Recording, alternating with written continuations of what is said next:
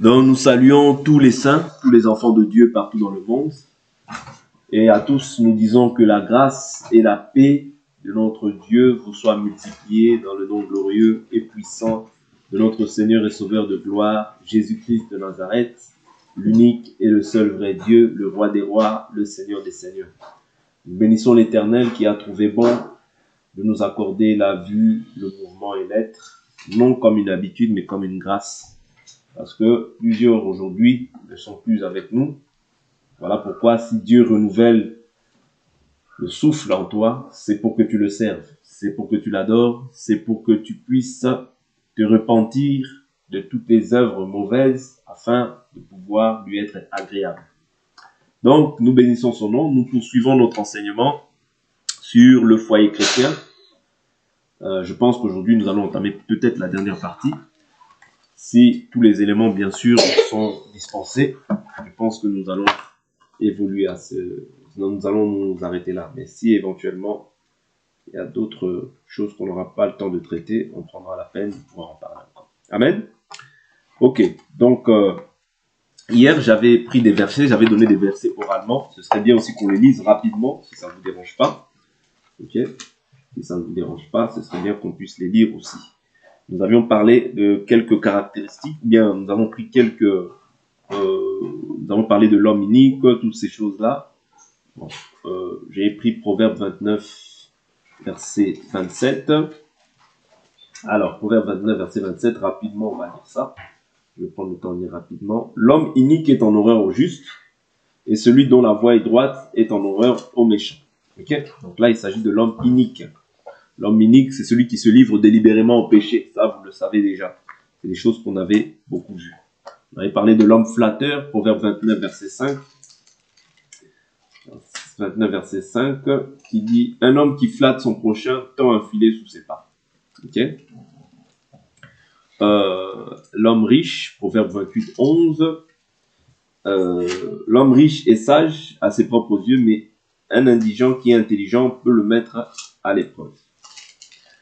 Alors, j'avance, je ne vais pas trop commenter. Proverbe 28, 10, là il s'agit de l'homme intègre.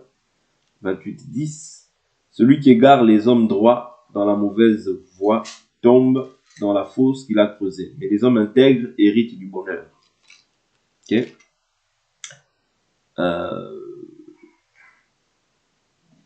J'ai parlé de l'homme intègre, voilà. L'homme pauvre, Proverbe 28, verset 3. Un pauvre qui opprime les indigents est une pluie torrentielle et ensuite il n'y a plus de pain. L'homme querelleur, Proverbe 26, 21. Alors, du charbon sur un brasier et du bois sur un feu, tel est un homme querelleur qui attise une dispute. Ce sont des caractéristiques qu'un enfant de Dieu ne doit pas chercher à développer. Okay? Je prends tous les types d'hommes pour que chacun sache où se positionner. Et tant qu'enfants de Dieu, nous devons toujours jamais être vaincus par le mal, mais toujours être vainqueur du mal par le bien. Donc un enfant de Dieu, c'est celui qui s'efforce à faire ce qui est bien. Donc là, j'avais parlé de l'homme querelleur. Donc l'homme remuant. Proverbe 24, verset 21. Proverbe 24, 21, l'Écriture nous dit mon fils craint l'Éternel et le roi, ne te mêle pas aux hommes remuants. Ouais, ne te mêle pas aux hommes remuants. Donc un homme qui change, c'est-à-dire les hommes qui changent, qui sont changeants. Okay? Donc Proverbe 24, verset 5, un homme sage. 24, verset 5, un homme sage. Un homme sage est plein de puissance, et celui qui a la connaissance accroît sa force.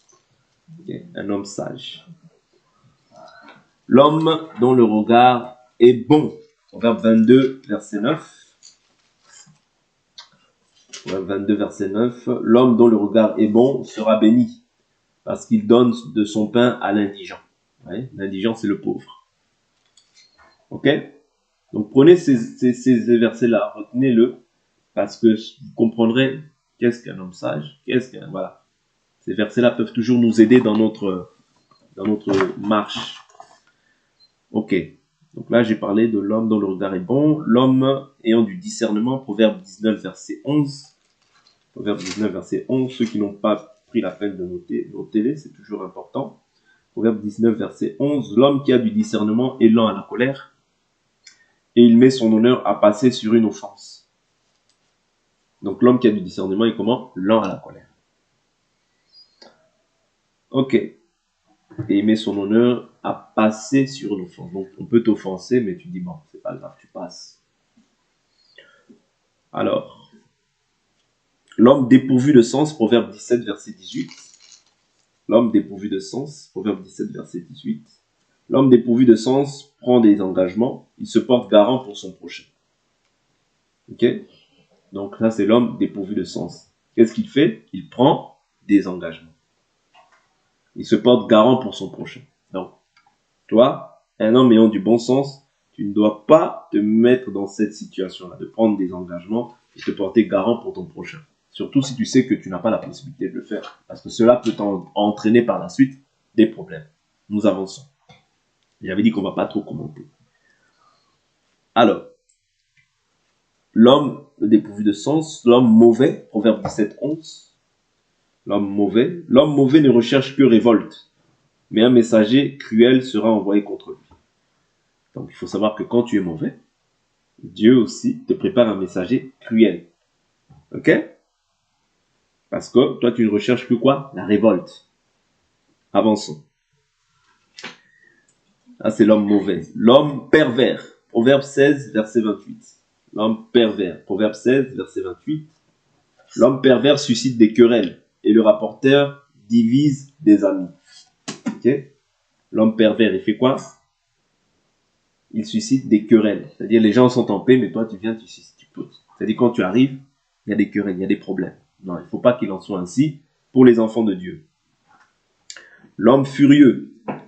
Proverbe 15, 18. Proverbe 15, 18, l'homme furieux. Alors, qu'est-ce qu'il est écrit? Un homme furieux excite des querelles, mais celui qui est lent à la colère apaise les disputes. Amen. Donc là, on voit en ce qui concerne l'homme furieux. L'homme simple, Proverbe 14, verset 15. L'homme simple, Proverbe 14, verset 15. L'homme simple croit tout ce qu'on dit, mais l'homme prudent est attentif à ses pas. Okay? L'homme simple, il croit tout. Tu peux lui dire, il y a 1 million dans le jardin. Ah oui, c'est vrai. Oui. Donc, il faut avoir du discernement, parce que là, la Bible dit l'homme attentif. Mais l'homme prudent et attentif l'homme prudent et attentif à ses pas. Ok, donc toi, tu dois être un homme prudent. Alors, l'homme de bien. Proverbe 14, 14. Proverbe 14, 14, l'homme de bien. Celui dont le cœur s'égare se rassasie de ses voies, et l'homme de bien se rassasie de ce qui est en lui. Ici, il est marqué, celui dont le cœur s'égare se rassasie de ses voies, et l'homme de bien se rassasie de ce qui est en lui. Vous voyez, l'homme de bien. Nous avançons. Nous avons dit que nous n'allons pas trop nous attarder là-dessus. L'homme intelligent, Proverbe 14, 6. Le moqueur cherche la sagesse et ne la trouve point. Mais l'homme intelligent, la connaissance est chose mais pour l'homme intelligent, la connaissance est chose facile. Donc Dieu fait une différence entre le moqueur et l'homme intelligent. Le moqueur, lui, qu'est-ce qu'il fait? Il cherche la sagesse, mais il ne la trouve pas. Parce que justement, la moquerie est attachée à lui. Okay? Donc il faut se débarrasser de tout ce qui est moquerie, ce n'est pas la volonté de Dieu. D'accord? Nous avançons. L'homme nonchalant, Proverbe 12, 27. Proverbe 12, 27. L'homme nonchalant ne rôtit pas son gibier, mais le bien précieux d'un homme, c'est d'être actif. Le bien précieux d'un homme, c'est d'être actif. Alors, l'homme prudent, nous l'avons vu, Proverbe 12, 23, je crois. L'homme prudent cache sa connaissance, mais le cœur des insensés proclame la folie. L'homme prudent, il fait quoi? Il cache sa connaissance. Alors, homme de bon sens, Proverbe 12, verset 8. Proverbe 12, verset 8, homme de bon sens. un homme reçoit la louange en raison de son bon sens. Donc, un enfant de Dieu, c'est celui qui obtient le bon sens aussi. Parce que lorsqu'on est revêtu de l'Esprit de Christ, Dieu aussi doit nous accorder le bon sens. Souvenez-vous, je vous prends souvent cette écriture dans Marc 5, je crois. Le démoniaque guéri, il était assis, vêtu et dans son bon sens. Ok? C'est-à-dire le bon sens, c'est Dieu qui nous l'accorde lorsque nous sommes revêtus du Saint-Esprit. Et si aussi nous manquons de sagesse ou de bon sens, nous pouvons le donner à Dieu qui donne à tous libéralement, mais que nous devons le demander avec foi, comme dit l'Écriture. Ok, nous avançons. Homme important. Là, nous avons vu Néhémie 11, 13. Néhémie 11, 13. Je peux lire ça rapidement. Néhémie chapitre 11, verset 13. 11, verset 13, j'y suis. Et ses frères chefs de famille, et Amashsaï, fils d'Azarel, fils d'Azaïl, fils de Meshilémoth, fils d'Imer, et leurs frères, hommes importants. Vous voyez, hommes importants. Donc, il y a des hommes importants. Okay. Les hommes injustes, moi je crois qu'on a déjà vu ça. Après, il y a les hommes bienveillants. Proverbe 11, verset 17. Proverbe 11, 17. Proverbe 11, 17. L'homme bienveillant fait du bien à son âme, mais l'homme cruel trouble sa propre chair. C'est la même chose, l'homme cruel. L'homme faux, Proverbe 17, 4. Celui qui fait le mal est attentif à la lèvre injuste. L'homme faux prête l'oreille à la langue pernicieuse. Là, c'est l'homme cruel, l'homme faux plutôt. L'homme stupide, Proverbe 20, verset 3. C'est une gloire pour l'homme de se tenir loin des disputes, mais tout homme stupide est déchaîné. Donc, pour l'homme, c'est une gloire de se tenir loin des disputes. Mais l'homme stupide, lui, il se déchaîne dans ces choses. Ok? Alors, homme faux, homme stupide, homme couché, Proverbe 23, 29 à 35, 23. Alors, verset 29. L'homme stupide, l'homme couché, bon, ça c'est un homme ivre, hein. Pour qu'il est là, bon, c'est un homme ivre. Il dit, on m'a frappé, je n'ai pas eu de mal, on m'a battu, je n'ai rien su. Quand me réveillerai-je, j'en redemande encore. En gros, c'est un homme couché, un homme qui est ivre. Nous avançons. Homme qui frappe son prochain. Proverbe 26, verset 19. Toutes ces catégories d'hommes, c'est les hommes qui existent à la face de la terre. C'est les différents caractères qu'on peut trouver chez certains hommes. Même chez nous, il y a des caractères peut-être qu'on peut trouver ici. Okay? Hop, Proverbe 26, verset, j'avais dit, verset 19. Mais néanmoins, nous devons toujours prendre ce qui est bon. Ainsi est un homme qui trompe son prochain et qui dit c'était pour plaisanter. Okay? Ainsi est un homme qui trompe son prochain et qui dit c'était pour plaisanter. Voilà pourquoi Paul, dans l'écriture, je crois que c'est Éphésiens, il nous dit pas de bouffonnerie, pas de plaisanterie, cela est malséant, mais plutôt des actions de grâce. On ne trouve pas chez vous ces choses. Parce que quand on fait les choses de Dieu, c'est sérieux, les choses de Dieu. Ce n'est pas de la plaisanterie, comme les uns ou les autres peuvent faire. Non, c'est sérieux. Ce sont les choses de Dieu, nous devons garder précieusement ces choses-là, et pas dans la plaisanterie. D'accord? Donc nous avançons. L'homme de sang, Proverbe 29, verset 10. Proverbe 29, je prends à partir du verset 10. L'Écriture nous dit, les hommes de sang haïssent l'homme intègre, mais les hommes droits protègent sa vie. Donc l'homme de sang, qu'est-ce qu'il fait? Il haït l'homme intègre. Ça, faut le connaître. C'est-à-dire que quand toi, tu es un homme intègre, sache que ceux qui sont des hommes cruels, bien des hommes de sang, te haïront. Ok? Voilà pourquoi même notre Seigneur a été haï. Alors, homme intègre, Proverbe 29, 10 aussi. Donc, on parle de l'homme intègre, on parle de l'homme de sang aussi. C'est pareil. Quand je dis c'est pareil, c'est pas pareil. C'est-à-dire que l'homme de sang, il haït l'homme intègre. C'est-à-dire l'homme intègre, c'est celui qui garde la parole du Seigneur. L'homme de sang, c'est celui qui haït l'homme intègre. Donc voilà, mais c'est le même verset en fait, Proverbe 29, verset 10. Un homme coléreux, Proverbe 29, verset 22. L'Écriture nous dit quoi? Un homme coléreux excite des querelles et un furieux commet beaucoup de crimes. Un homme coléreux, qu'est-ce qu'il fait? Il excite des querelles. Souvent, les querelles reviennent. Querelles. Vous voyez? C'est-à-dire souvent, quand on prend homme coléreux, homme furieux, tout ça, c'est souvent les querelles.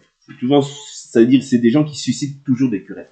Voilà pourquoi, quand un enfant de Dieu vient à un endroit, c'est un artisan de paix. C'est-à-dire, tout ce qu'il doit semer, c'est la paix. Admettons qu'il y avait un couple qui n'était pas dans la paix. Quand toi, tu viens, ta présence doit apporter la paix. Okay? Ta présence doit apporter la paix. Parce que c'est le royaume qui vient. Mais si, en fait, ta présence apporte le désordre, les querelles, les disputes, ça veut dire que tu n'es pas venu dans un bon état d'esprit. L'esprit avec lequel tu es venu, c'est semer des querelles alors qu'il y a la paix. Ce n'est pas bon. Quand tu constates une, deux, trois reprises, ça veut dire que tu dois t'examiner. Faire un examen dans ta vie, tu as peut-être un problème encore dans ton âme. Il y a un problème qui n'est pas réglé. Parce que c'est pas possible qu'une personne, à chaque fois qu'il aille dans un endroit, il y a des querelles. Surtout quand tu es un enfant de Dieu. C'est pas possible. Okay? Tu dois réexaminer ta vie. Il y a peut-être des choses dont tu n'as pas encore réglé auprès du Seigneur. Alors, l'homme unique, nous avons vu. L'homme libre, 1 Pierre 2,16. Donc l'homme libre ici, il s'agit des personnes qui ont revêtu l'esprit de Christ, ce sont des hommes libres. Vous voyez? Mais la Bible nous dit, ne faites pas de la liberté un prétexte pour marcher selon la chair. Ok? Nous sommes libérés du péché, nous ne vivons plus selon la chair, nous vivons selon l'esprit. L'homme humble, Ecclésiaste 6, verset 8. L'homme humble, Ecclésiaste 6, verset 8. 6, verset 8. Que reste-t-il au sage de plus qu'à l'insensé? Et quel avantage a l'homme humble qui sait se conduire devant les vivants? Vous voyez, c'est-à-dire l'homme humble, sa caractéristique, il sait se conduire devant les vivants. Ok? C'est-à-dire il est différent des autres. Et je vous dis toujours que faire le bien, c'est s'efforcer. La nature du bien n'habite pas en nous dans cette chair. C'est-à-dire faire le bien, c'est s'efforcer. Ne te dis pas, oui, mais moi je suis pas comme ça. Non, tu dois t'efforcer à l'être. Parce que le Seigneur a déjà mis toutes les capacités en toi par le Saint-Esprit. C'est-à-dire que toi, maintenant, tu dois t'efforcer. C'est l'effort que tu dois faire. Je ne veux pas, comme Paul dit, le bien que je veux faire, je ne parviens pas à le faire. C'est le mal que je ne veux pas faire que je fais. Misérable que je suis, qui me délivrera de ce corps de mort? C'est-à-dire la mort réside dans ce corps. Mais toi, maintenant, tu dois chercher les œuvres de la vie afin que Christ soit pleinement glorifié au travers de ta vie. Donc ne dis pas, je n'y arriverai pas. Parce que Dieu t'a déjà donné toutes les capacités. Le mal, tu choisis de le faire. Tu décides, c'est un choix le mal. Vous voyez? Parce que Dieu ne te poussera jamais au mal. C'est pas l'esprit de Dieu qui peut te pousser au mal. Mais c'est ta propre volonté. C'est ta propre chair qui va te pousser à faire le mal. Ok? Alors,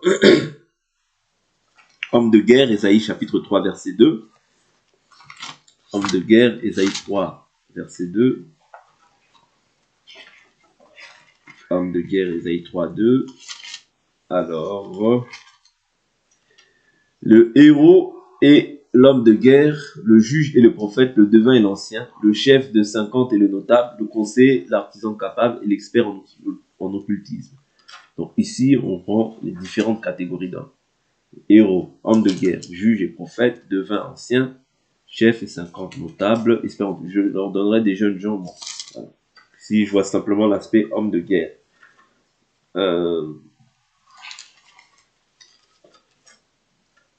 Alors, Ésaïe,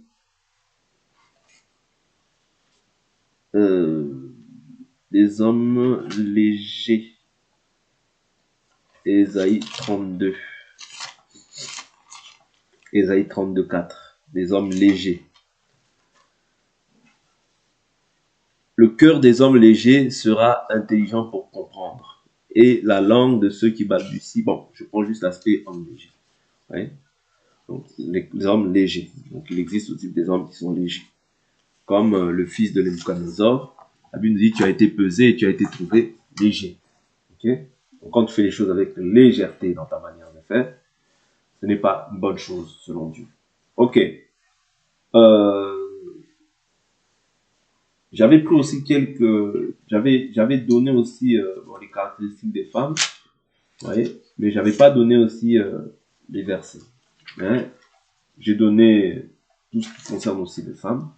Et il y a quelques versets que j'ai trouvés par la grâce de Dieu. Les femmes sûres d'elles, ouais, les femmes sereines, les femmes trop tranquilles. Ça, c'est Ésaïe 32, verset 9.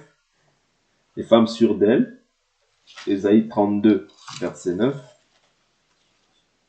Les femmes sereines, Ésaïe 32, verset 11. Ok? Sûres d'elles, sereines et trop tranquilles. Ésaïe 32, 11. Ésaïe 32, 9. Ok. J'avais dit qu'on allait essayer de voir quelques caractéristiques de femmes aussi et d'hommes ayant eu un bon comportement, ayant aussi un mauvais comportement, selon la Bible. Ok? Donc, quand on prend les femmes ayant un bon comportement, bien les hommes ayant un bon comportement, je commence par les femmes, on voit Rebecca. Rebecca a manifesté ce qu'on appelle l'hospitalité lorsque dans Genèse chapitre 24, on voit quelle a été caractéristique de Rebecca, c'est-à-dire lorsqu'elle a été prise en mariage, elle a nourri les chameaux et elle a donné en fait de la paille au serviteur le plus ancien de la maison d'Abraham pour qu'il puisse dormir dans la maison. Mais dans ce point-là, on voit l'hospitalité. Okay? La bienveillance peut y être ajoutée aussi. D'accord? Genèse 24. Genèse 24, si vous lisez, vous verrez tout ça. Ok?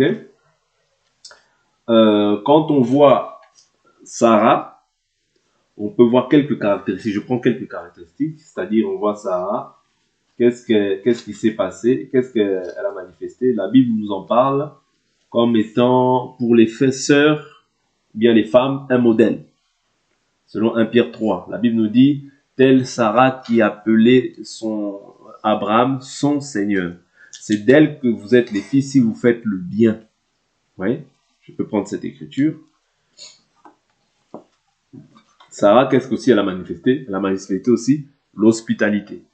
Lorsqu'elle a accueilli le Seigneur dans sa maison, oui, elle a manifesté l'hospitalité. Donc, c'est des caractères qui reviennent de manière fréquente, l'hospitalité chez les femmes, mais aussi chez l'homme. Okay? Donc, on n'exclut pas l'homme dans ces choses-là. 1 Pierre 3, 1 Pierre 3 nous dit, telle Sarah qui obéissait à Abraham et l'appelait son Seigneur, c'est d'elle que vous êtes devenus les descendantes, si vous faites le bien sans vous laisser troubler par aucune crainte. Vous, le même mari, vivez chacun avec votre femme en reconnaissant que les femmes sont des êtres plus faibles. Honorez-les comme co-héritières de la grâce de la vie, afin que rien ne fasse obstacle à vos prières. D'accord? Donc, il y a toutes ces choses-là qui sont aussi demandées à l'homme, d'honorer la femme comme co-héritière de la grâce. Alors, quand on voit aussi Abigail, on voit dans 1 Samuel chapitre 25, on voit qu'elle a eu du bon sens. On voit qu'elle a manifesté quoi? Le bon sens.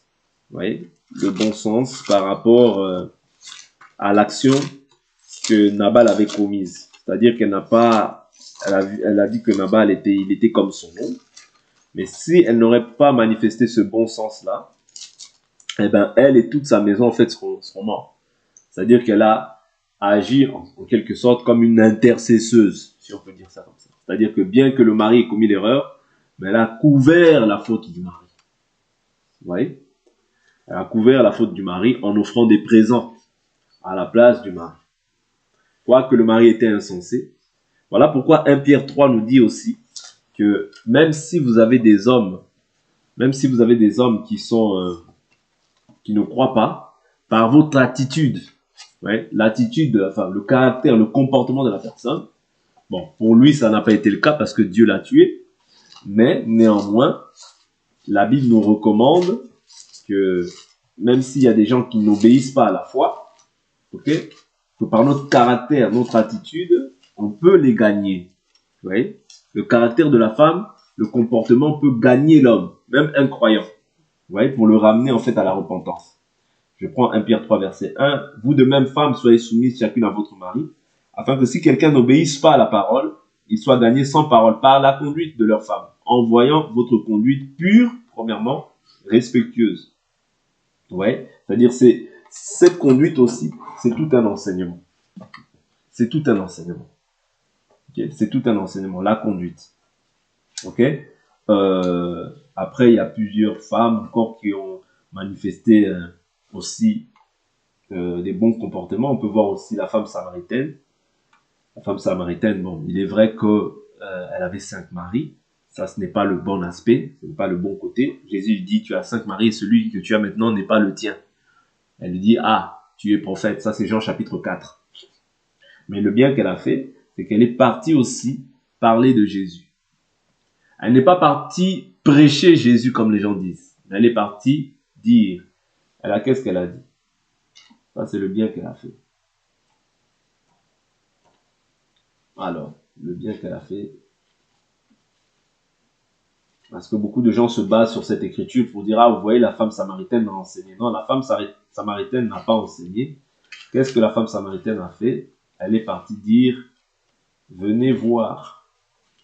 Ne serait-ce pas le Christ? Je crois que c'est ça. Jean chapitre 4, à partir du verset 28. La femme laissa donc sa cruche, s'en alla dans la ville et dit aux gens, venez voir un homme qui m'a dit tout ce que j'ai fait. Ne serait-ce pas le Christ? Et elle-même, elle n'était pas sûre de ce qu'elle disait. Elle était un peu dans la confusion parce qu'elle pose ça sous forme de question. Ne serait-ce pas le Christ? Vous voyez? Pendant ce temps, les disciples le priaient en disant, je saute.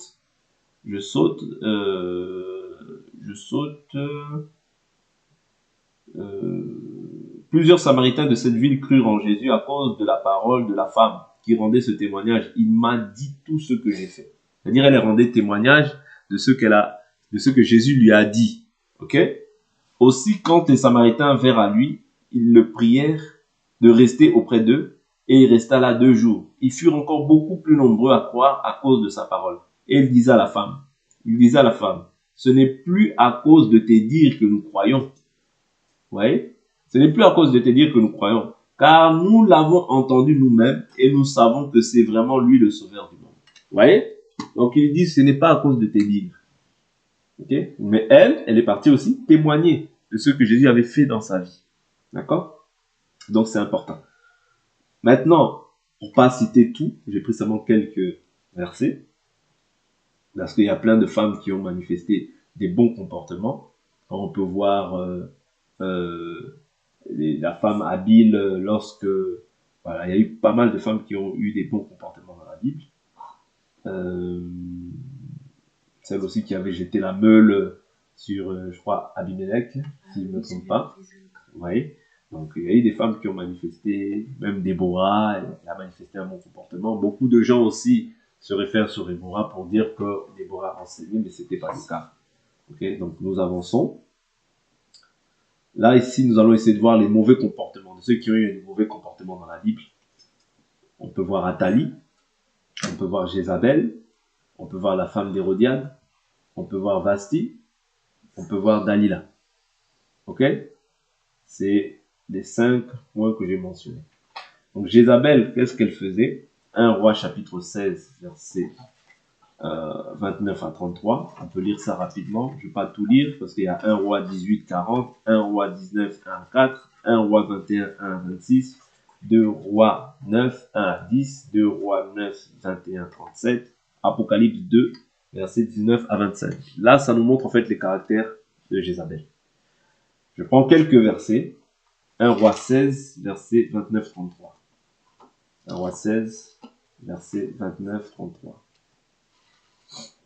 1 Roi, chapitre 16, verset 29 à 33. Alors,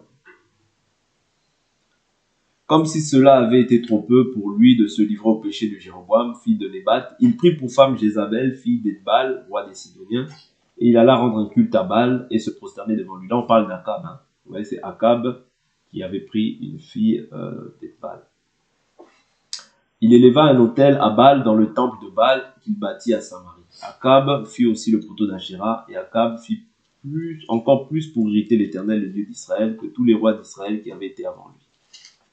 Donc, je saute, je prends une autre écriture, 1 Roi 18, 40, juste pour voir un peu l'attitude qu'a manifesté Jézabel.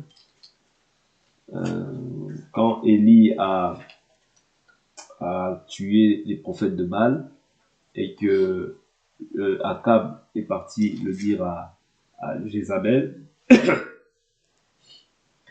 Là, je suis dans 1 Roi chapitre 19. Akab rapporta à Jézabel tout ce qu'avait fait Élie et comment il avait tué par l'épée tous les prophètes. Jézabel envoya un messager à Élie pour lui dire que les dieux me fassent ceci et qu'ils ajoutent encore cela si demain à cette heure je ne fais de ta vie ce que tu as fait de la vie de chacun d'eux. Okay? Pourquoi? Parce que les prophètes étaient les prophètes de Jézabel. Vous voyez? Parce que dans 1 Roi 18, au verset 19, l'Écriture nous dit quoi? On va maintenant rassembler tout Israël auprès de moi au mont Carmel, ainsi que les 450 prophètes de Baal et les 450 prophètes d'Achéra qui mangent à la table de Jézabel. Vous voyez? Donc c'était les prophètes de Jézabel qui ont été tués. Donc qu'est-ce qu'elle fait Jézabel? C'est quelqu'un qui prend l'autorité. C'est quelqu'un qui veut prendre des décisions. C'est quelqu'un qui veut diriger. Or, ça c'est contraire, comme je l'ai dit dans le début de cet enseignement, c'est contraire à ce que Dieu veut. Ouais, c'est elle qui veut prendre la décision de tuer les prophètes. Et souvent, les femmes des rois n'aimaient pas les prophètes. Pourquoi? Parce que les prophètes, quand ils venaient, ils condamnaient le péché. Ouais, ils condamnaient le péché et les femmes toujours s'offusquaient. Ouais, pour pouvoir tuer le prophète, pour pouvoir faire du mal contre le prophète. Donc ici, on voit déjà un premier point concernant Jézabel. Maintenant, quand on prend encore toujours un roi, alors,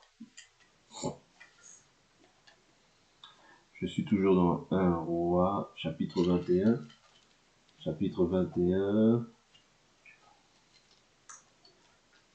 chapitre 21, donc là il s'agit de la vigne de Naboth, hein, vous connaissez l'histoire, je prends juste à partir du verset 7.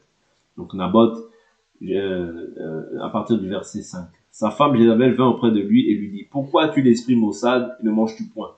Il répondit, j'ai parlé à Naboth de Jezreel, je lui ai dit, donne-moi ta vigne pour de l'argent, ou si tu veux, je te donnerai une autre vigne à la place. Mais il a dit, je ne te donnerai pas ma vigne. Alors sa femme, Jézabel, lui dit, est-ce bien toi, maintenant qui exerce la royauté sur Israël, lève-toi, mange de bon cœur, moi je te donnerai la vigne de Naboth de Jezreel.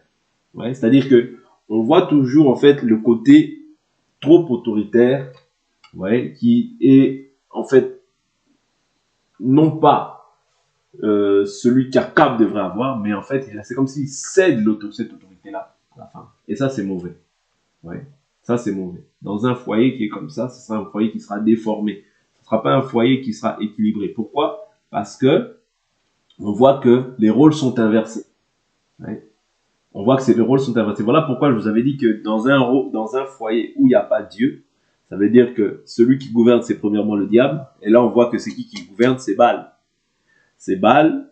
Secondement, tu verras peut-être c'est les enfants, la femme et le mari en dernier lieu. Pourquoi? Parce qu'il n'honore pas Dieu. Dieu n'est pas honoré dans ce foyer. Donc, en fait, tout ce qu'il fera sera contraire à ce que Dieu attend. Oui. Et là, on voit que celle qui prend beaucoup de décisions, de tuer, là encore, elle prend la décision de pouvoir tuer, faire un faux témoignage contre Naboth, simplement pour s'emparer de sa vie. Ok? Mais qu'est-ce qu'il a été donné? Après, il y a eu un jugement. Le prophète Élie est venu, a dit que les chiens aussi mangeront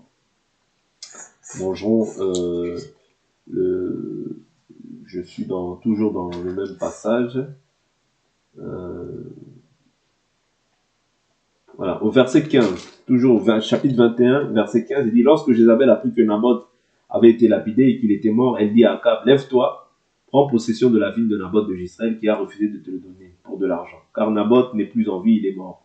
Akab, entendant que Naboth était mort, se leva pour descendre à la ville de Naboth de Jezreel afin d'en prendre possession. Donc là, on voit encore que voilà, elle est tout le temps dans cette position-là de diriger, d'ordonner, de donner les règles, ouais, ce qui est contraire à la volonté du Seigneur. Parce que le Seigneur a dit, Dieu est le chef de Christ, Christ est le chef de tout homme, l'homme est le chef de la femme. Ok? Ça, c'est l'ordre que Dieu a établi. On ne peut pas le renverser. Quand on renverse ça, on renverse en fait Dieu. Alors, Au verset 23, il dit, l'Éternel a parlé aussi pour Jézabel et il a dit, les chiens mangeront Jézabel près du rempart de Gisraël. Donc c'était ça la conséquence qui était réservée à Jézabel. Quand on prend 2 rois 9 à 10, rapidement, 2 rois 9 à 10. Alors, 2 rois 9, donc là c'était le prophète Jéhu, Dieu avait dit de tuer Jézabel, de tuer toute la descendance d'Akab.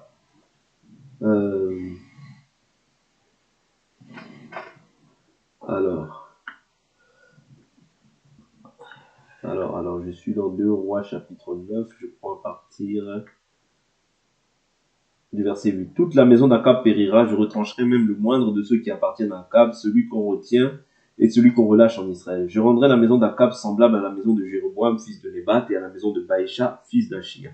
Les chiens mangeront Jézabel dans le champ de Israël, et il n'y aura personne pour l'ensevelir. Puis il ouvrit la porte et s'enfuit. C'est-à-dire que ça, c'était le roi, le prophète du moins, qui était venu donner un message à Jéhu.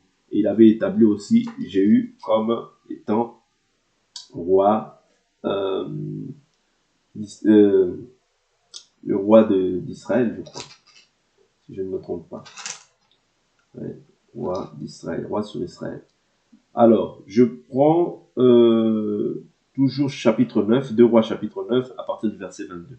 Dès que Yoram vit Jéhu, il dit, est-ce la paix? Jéhu répondit, quoi, la paix? Tant que durent les prostitutions de ta mère Jézabel et ses multiples sortilèges. Ouais, donc, non seulement les prostitutions dont il était question là, c'est le fait qu'elle allait vers d'autres dieux. Ok? Et elle a ajouté à ça les sortilèges. D'accord? Donc, Dieu avait pris aussi un jugement. Dieu avait décidé maintenant de juger celle qui agissait de la sorte. Donc, je suis dans 2 rois chapitre 9 à partir du verset 31. Verset 30. Jéhu entra dans Gisraël, Jézabel l'ayant appris, mit du phare à ses yeux, se para la tête et regarda du haut de la fenêtre. Comme Jéhu arrivait à la porte, elle dit, est-ce la paix, nouveau Zimri, assassin de son Seigneur? Il leva le visage vers la fenêtre et dit, qui est avec moi? Qui? 2 ou 3 eunuques regardèrent d'en haut vers lui. Il dit, précipitez-la. Ils la précipitèrent et il rejaillit de son sang sur le mur et sur les chevaux. Jéhu la foula aux pieds. Puis il entra, mangea et but et leur dit, occupez-vous de cette maudite et ensevelissez-la car elle est fille du roi. Ils allèrent l'ensevelir, mais ils ne trouvèrent d'elle que le crâne, les pieds et les paumes de main. Vous voyez, donc c'est ce que Dieu avait dit. Vous voyez, c'est ce que Dieu avait dit parlant par le prophète Élie. Donc ici, on voit en fait encore les caractéristiques de Jézabel, c'est-à-dire qu'elle cherche l'apparence, tout ce qui est lié à la parure extérieure, les phares, vous voyez, se pare la tête. Tout ça, vous voyez, sont les caractéristiques de Jézabel. Quand on voit Apocalypse 2, il dit, ce que j'ai contre toi, c'est que tu laisses la femme Jézabel qui se dit prophétesse enseigner et séduire mes serviteurs. C'est-à-dire chez Jézabel, il y a l'autorité qu'elle prend, parce que l'enseignement, c'est l'autorité. Et il y a aussi la séduction qui est liée à ça. Ouais. Donc, dans l'enseignement, quand la femme enseigne, il y a la séduction. Ouais. Et il y a l'autorité qu'elle prend. Et c'est ce que Dieu condamne concernant Jézabel. C'est les points que j'ai pu soulever concernant Jézabel. Quand on prend Athalie, on voit en fait c'est une personne aussi qui voulait, qui était d'ailleurs aussi de la descendance de Jézabel. Ouais. 2 Rois chapitre 11, verset 1. Athalie, mère d'Akazia, vu que son fils était mort, elle se leva et fit périr toute la descendance royale. Mais Yehosheba, fille du roi Yoram, sœur d'Akazia, prit Joas, fils d'Achazia, l'enleva secrètement du milieu des fils du roi qu'on mettait à mort. Donc elle, alors où elle a pris l'autorité, elle a commencé à tuer aussi les gens. Ouais, c'est-à-dire que c'est ça en fait. Généralement, quand les femmes veulent le pouvoir, c'est-à-dire il y a toujours mort qui s'ensuit. Bien qu'aussi il y ait des hommes pareils, mais il y a toujours mort qui s'ensuit. Et il y a toujours... voilà. Donc après on voit que bon, elle régnait sur le pays. Ouais, elle régnait sur le pays. Mais par la suite, elle a été elle aussi tuée. Elle a été aussi tuée parce que c'était pas la volonté de Dieu que ce soit une femme qui gouverne en Israël. Ouais. Ce n'est pas la volonté de Dieu, que ce soit une femme qui gouverne en Israël. Et comme je vous le dis, quand on voit aussi 2 Rois chapitre 8, on voit que c'est une descendante aussi d'Akab. Hein. Quand on voit 2 Rois 9, verset 26, la Bible nous dit quoi? 25, il dit la 12e année de Joram, fils d'Akab, roi d'Israël. Akazia, fils de Joram, régna comme roi de Juda. Akazia avait 22 ans lorsqu'il devint roi et régna 1 an à Jérusalem. Le nom de sa mère était Athalie, fille d'Omri, roi d'Israël. Ouais, il marcha dans la voie de la maison d'Akab et fit ce qui est mal aux yeux de l'Éternel, comme la maison d'Akab, car il était allié par mariage à la maison d'Akab. Vous voyez? Donc, c'était aussi une personne de la maison d'Akab. Vous voyez, donc, toutes ces choses-là se sont suivies parce qu'il y avait une malédiction aussi qui était prononcée contre cette maison-là, la maison d'Akab. D'accord? Donc, je prends rapidement encore juste les 2 points et on va s'arrêter là. Donc, Athalie, retenez que c'est le désir de gouverner. Vous pouvez lire 2 Rois chapitre 11, vous pouvez lire 2 Rois chapitre 8, versets 16 à 27. Vous verrez cela. La femme d'Hérodiade, c'était lié en fait au reproche que dans Marc chapitre 6, versets 16 à 29, on ne va pas lire, mais c'était lié au reproche que Jean-Baptiste lui faisait, en disant qu'il n'était pas permis d'avoir la femme de ton frère. C'est-à-dire, Hérode avait pris la femme de son frère, Hérode Philippe, je crois, et il n'était pas permis de prendre la femme de son frère. Donc, par rapport à cela, lorsque la fille d'Hérodiade a dansé, elle plut au roi. Le roi a fait un serment devant tout le monde en disant que tu me demande-moi jusqu'à la moitié de mon royaume, je te le donnerai. Et elle est partie voir sa mère Hérodiade. Hérodiade lui a dit, je veux la tête de Jean-Baptiste sur un plat. C'est-à-dire que elle, le fait qu'on lui faisait ces reproches-là, dans son cœur, elle avait le désir, en fait, de voir la tête de Jean-Baptiste. C'est-à-dire Jean-Baptiste, elle voulait le voir mort. Ouais, par rapport aux reproches qu'on lui faisait. Okay? Par rapport aux reproches qu'on lui faisait. Parce qu'un serviteur de Dieu doit toujours dire la vérité. Toujours dire la vérité. Même si cela doit faire en sorte que qu'il puisse perdre la vie, mais du moins, il doit toujours dire la vérité. Okay? Parce que la vérité, c'est la nature des enfants de Dieu. Okay? Ça, c'est Marc 6, versets 16 à 29, si vous voulez le lire. J'ai pris Vasti. Vasti, elle aussi, c'était quoi? C'est-à-dire qu'elle voulait faire, elle a donné, de même que son époux avait donné un festin, elle aussi, de son côté aussi, elle a fait un festin avec les femmes. Ouais. Elle aussi, de son côté, elle a fait un festin. Ça, c'est Esther chapitre 1, verset 1. Elle aussi, de son côté, elle a fait aussi un festin avec les femmes. Elle a présidé aussi un festin. Ouais. Généralement, on voit toujours que l'intention est de gouverner. L'intention est de diriger. Vous voyez? L'autre, le mari fait, toi aussi, tu veux faire de ton côté. Ouais. Quand son mari maintenant l'appelle, elle refuse. Elle refuse, en fait, ce que son mari lui dit. Et il y a eu carrément une loi qui a été donnée. Parce que les gens, ils ont dit que si Vasti refuse ça, toutes les femmes maintenant agiront de la même manière. Ouais, les femmes aussi agiront de la même manière. Ok? Je prends juste cette écriture-là et je pense qu'on va s'arrêter là.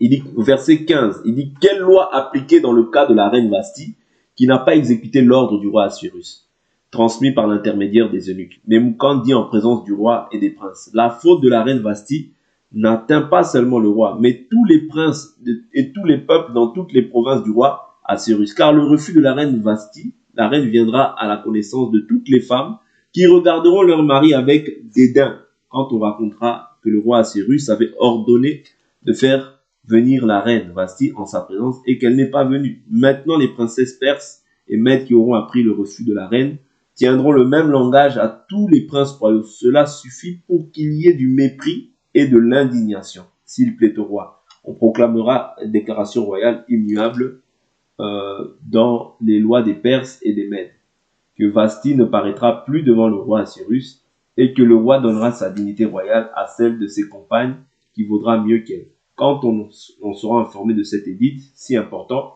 promulgué par le roi pour tout son royaume, toutes les femmes auront du respect pour leur mari, du plus grand au plus petit.